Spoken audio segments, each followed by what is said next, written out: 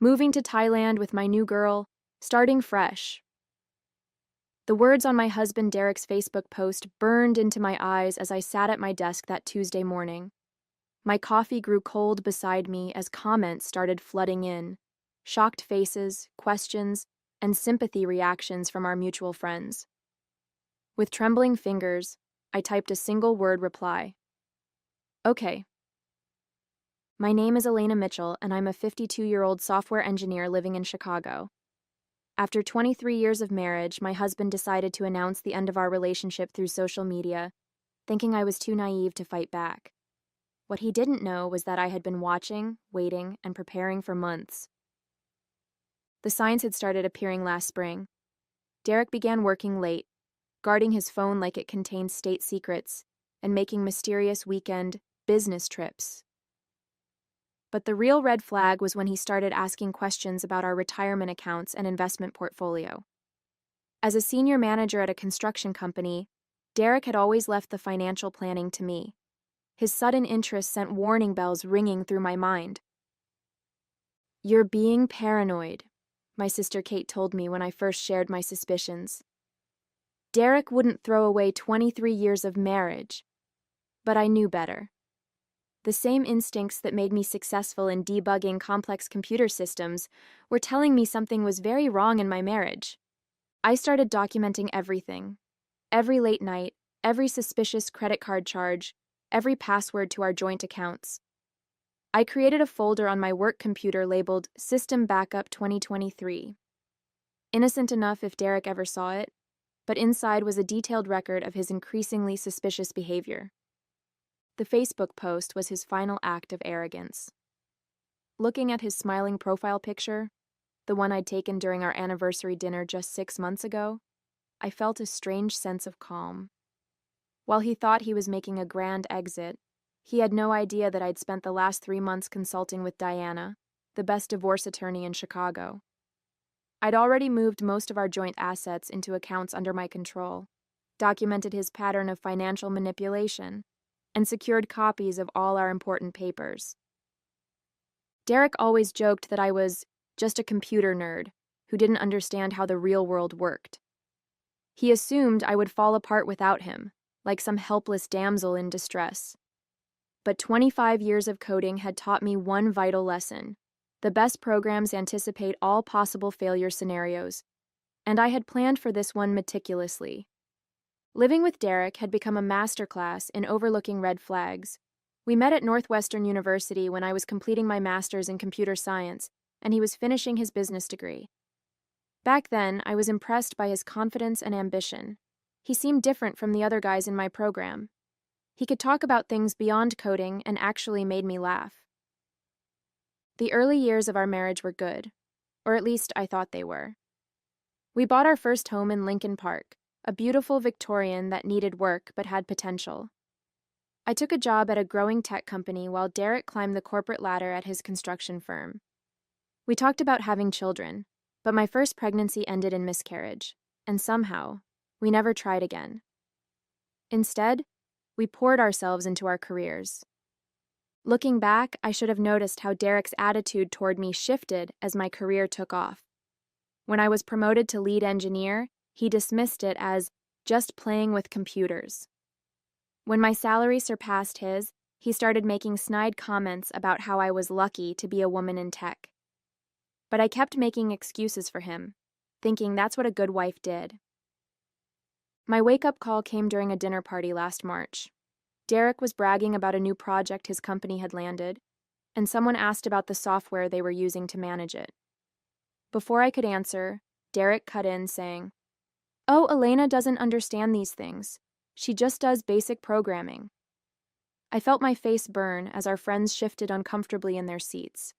They knew I had designed similar systems for major corporations, but Derek couldn't stand acknowledging my expertise. That night, after everyone left, I started paying closer attention. I noticed how Derek would leave the room to take phone calls, how he changed his phone's password, how he began mentioning a new project coordinator named Jessica, with increasing frequency. Then came the weekend conferences that he couldn't quite explain and receipts from restaurants I'd never heard of. My sister Kate was the only one who knew what was really happening. "You need to protect yourself," she urged over coffee one morning. "Derek's not just having an affair. He's planning something." She worked in banking and had seen too many women left financially devastated by divorces they didn't see coming. I took her advice to heart. While Derek thought I was absorbed in my computer games, I was actually documenting every suspicious transaction, every unexplained absence, every passive-aggressive comment. I set up a private email account and began forward all important financial documents there. I started squirreling away money in a separate account, just as Kate suggested. It wasn't about revenge. It was about survival. The day after Derek's Facebook announcement, I walked into our kitchen to find him smugly drinking coffee, studying my face for signs of a breakdown. "We need to talk," he said, as if he hadn't just broadcast our marital collapse to the entire world. "I've already spoken with a lawyer about dividing our assets." The confidence in his voice made my blood boil, but I kept my expression neutral. I remembered Diana's advice. Let him think he's in control. Men like Derek hang themselves with their own arrogance. "I assume Jessica is the new girl you mentioned?" I asked calmly, pouring myself a cup of coffee. His eyes widened slightly. He hadn't expected me to know her name. "The project coordinator from your Singapore development? How did you—" He started, then caught himself. "It doesn't matter. Elena, I'm not going to be cruel about this. You can keep the house. I just need you to transfer my share of our retirement accounts and investment portfolio. My lawyer will be sending over the paperwork." I nodded, taking a sip of my coffee. "Of course, I'll have my lawyer review everything when it arrives." The flash of uncertainty in his eyes was brief but satisfying. He clearly hadn't expected me to have already retained legal counsel. "Your lawyer?" He scoffed, trying to regain his footing. "Come on, Elena. Don't make this difficult. We both know you're not cut out for a legal battle." He reached for his phone, probably to check his accounts, and I watched as his face shifted from confidence to confusion. "That's strange," he muttered, tapping frantically at his screen. "The banking app isn't working." He tried another app, then another. The crease between his eyebrows deepened. "What's going on with my phone?" I set down my coffee cup. "Maybe you should check your email, the one you use for all our financial accounts." I watched as he pulled up his email on his phone, his face growing paler by the second. "Oh wait, you can't. I changed all the passwords last night. Two-factor authentication is a wonderful thing, isn't it?" "You can't do this!" he sputtered, his arrogance finally cracking. "That's my money too." "Actually," I replied, sliding a folder across the counter, "I can. You'll find copies of all the documentation in here. Your unauthorized withdrawals from our joint accounts, the money transfers to Jessica's account in Singapore, the empty investment account you created in your name. My lawyer has the originals." Derek's face went from pale to red. "You've been spying on me?" "No, Derek, I've been protecting myself. There's a difference." I stood up, gathering my things. "By the way, Thailand has an extradition treaty with the US. Just something to consider before you try accessing any of our accounts from there." Derek spent the next few hours frantically calling his lawyer while I packed my overnight bag. I had already arranged to stay with Kate until things settled down. As I folded my clothes, I could hear him in his home office, his voice getting increasingly agitated. "What do you mean she has documentation? Those transfers were private." He paused, listening. "No, you don't understand. She's just a programmer. She couldn't have—" "What do you mean forensic accounting?" I allowed myself a small smile as I zipped up my suitcase. Diana had warned me that men like Derek always underestimate their wives. "The smart ones," she'd said during our first meeting, "are the ones who use that underestimation to their advantage." When Derek finally emerged from his office, his face was ashen. "The lawyer says you filed for divorce citing financial abuse and adultery." His voice was quieter now, the smugness replaced by something closer to fear. "He says you have proof of everything." "That's right," I replied, checking my phone as another email notification came in. Oh, and it looks like your company's HR department just received an anonymous tip about certain irregularities in your project expenses. Specifically, all those romantic dinners with Jessica that you charged to the Singapore development account. You wouldn't, he whispered, but we both knew I already had. I also took the liberty of forwarding those questionable expense reports to the board of directors, I continued. They seemed particularly interested in the weekend trips to Miami that you logged as client meetings. Funny, I don't remember Miami having anything to do with the Singapore project. Derek sank into the couch, his face in his hands. Elena, please, we can talk about this. I made a mistake, I see that now. A mistake? I felt 23 years of suppressed anger rising in my throat. A mistake is forgetting our anniversary. A mistake is buying the wrong brand of coffee.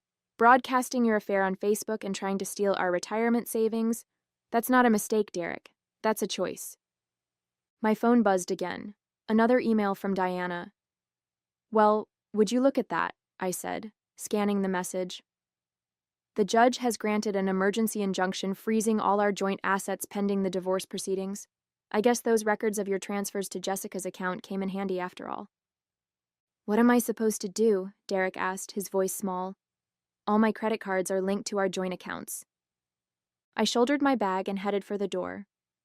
You know, there's a certain irony here. You always said I spent too much time playing with computers. But it turns out all that playing taught me exactly how to track digital paper trails. Every login, every transfer, every deleted email, they all leave traces if you know where to look. Over the next few days, Derek's perfectly planned escape to Thailand crumbled piece by piece. His company placed him on administrative leave, pending an investigation into his expense reports. Jessica, it turned out, had her own secrets. She was already married to someone else in Singapore. When the company's investigation brought that to light, she quickly disappeared from Derek's life, blocking him on every platform. I watched it all unfold from the safety of Kate's guest room, where I spent my evenings updating Diana on Derek's increasingly desperate attempts to access our accounts. He tried calling our bank, but without the two-factor authentication codes now tied to my phone, he couldn't verify his identity. He tried sweet-talking our financial advisor, only to discover I'd already informed him of the situation and provided copies of the court order. You've got him cornered, Kate said one evening as we shared a bottle of wine. But aren't you worried he might try something drastic? I shook my head. That's why I made sure to save his Facebook post and all the responses. If he tries anything, it'll only prove my case about his character to the judge. The breaking point came when Derek's lawyer withdrew from the case.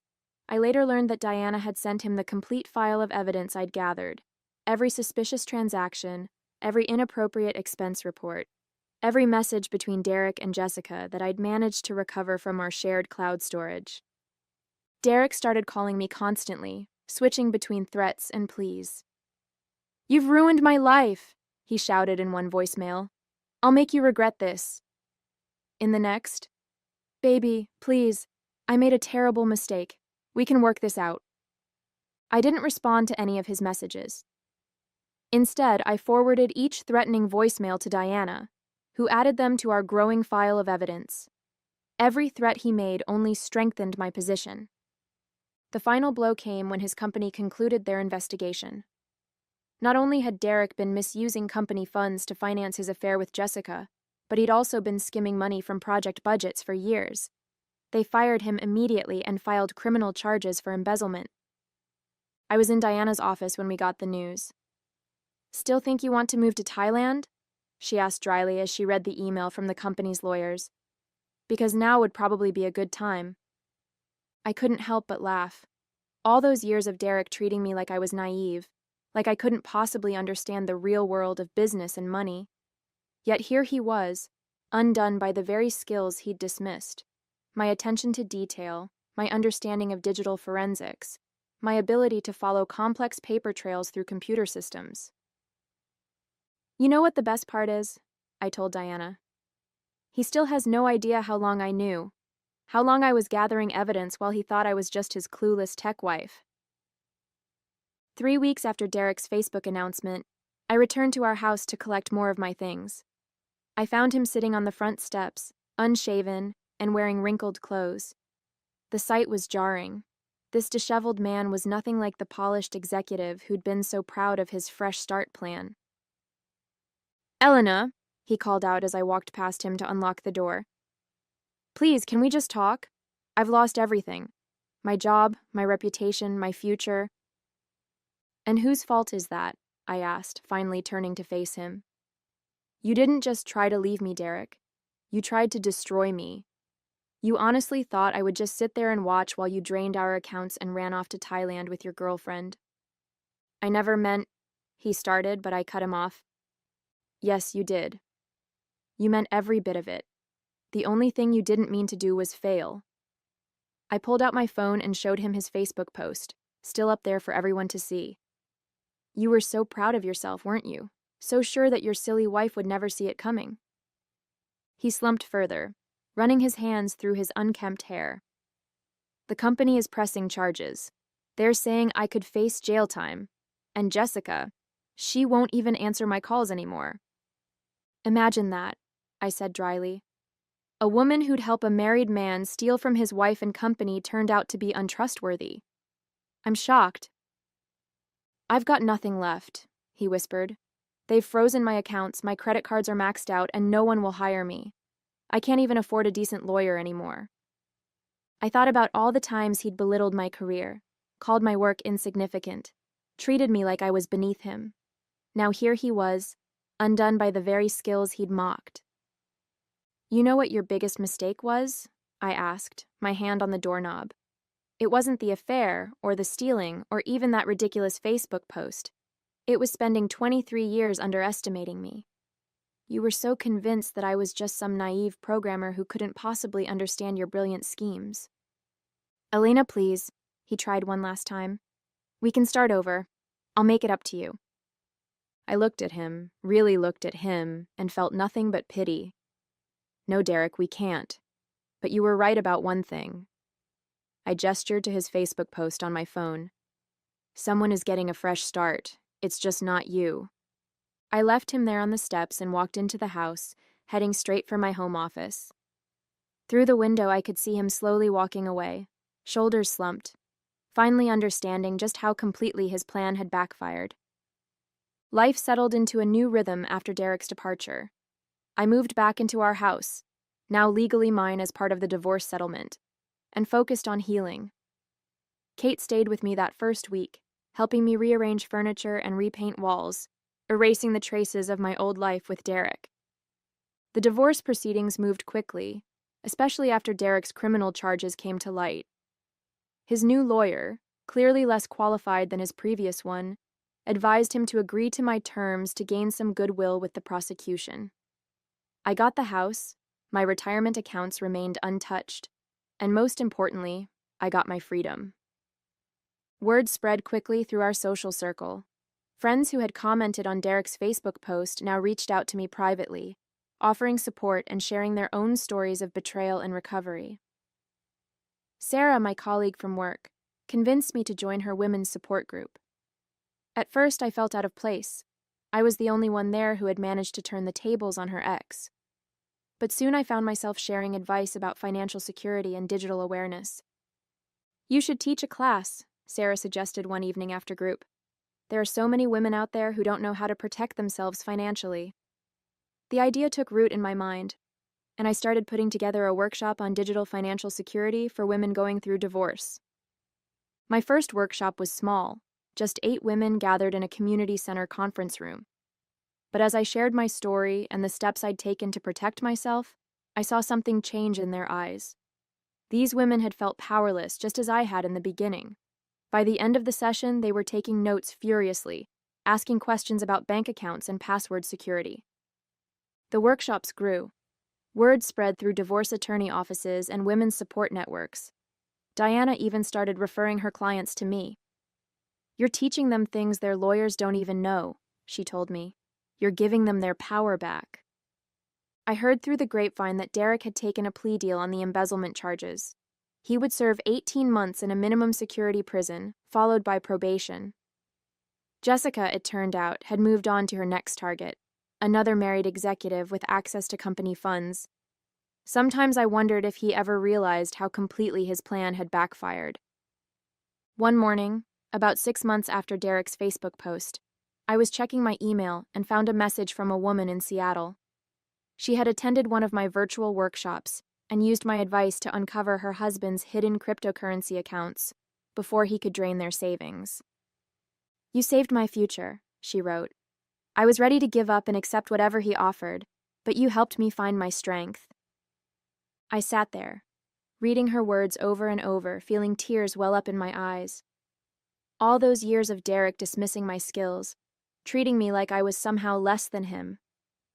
They had led me here, to this moment where I could help other women protect themselves.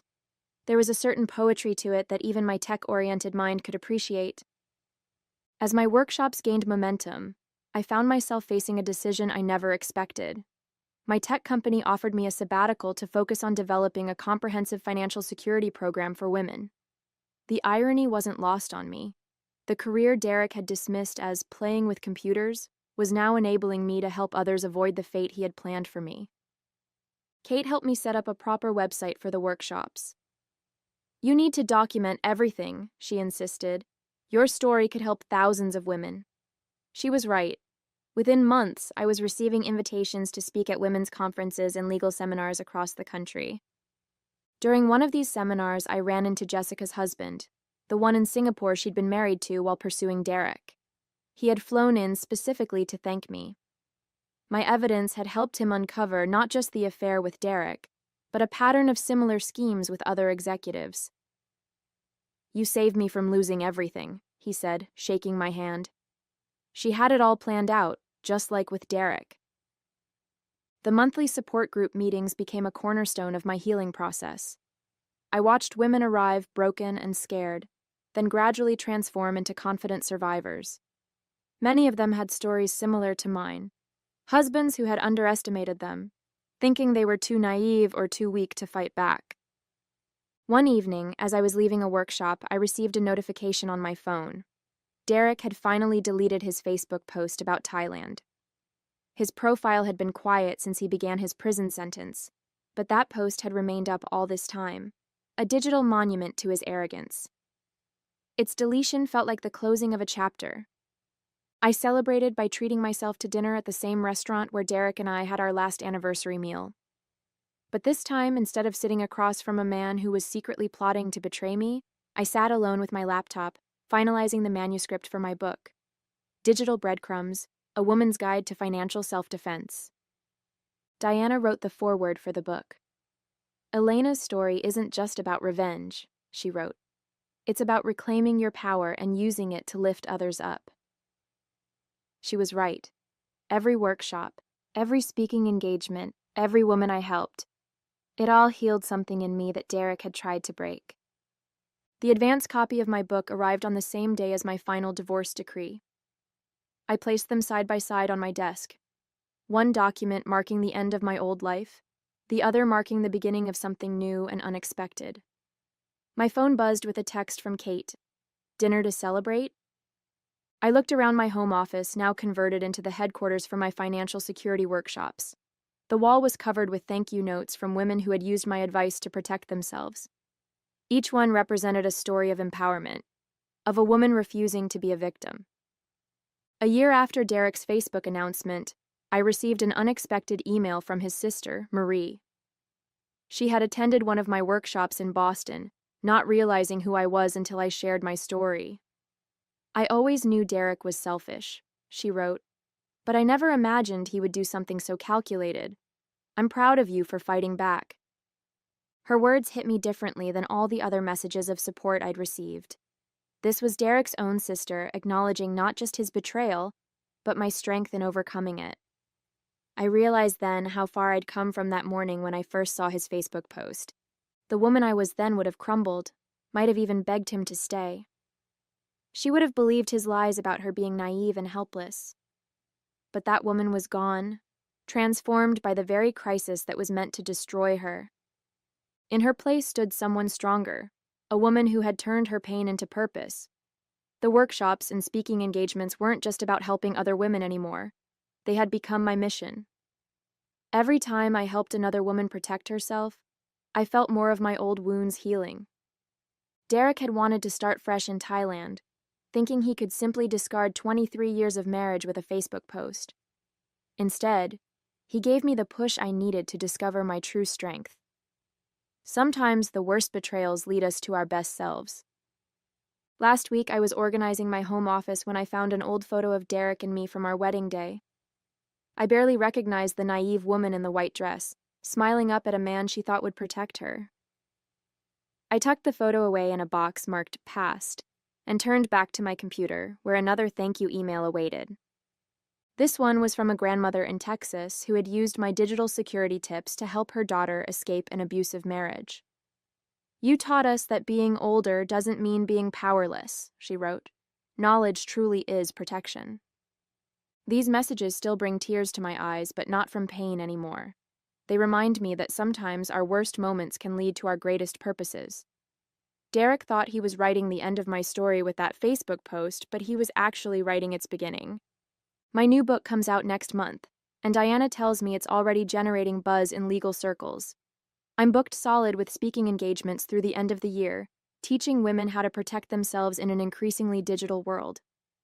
The very skills Derek belittled have become my strength and my legacy. Sometimes I wonder if Derek ever thinks about how spectacularly his plan backfired. But mostly, I'm too busy living my new life to dwell on the past. After all, someone did get their fresh start. It just wasn't him.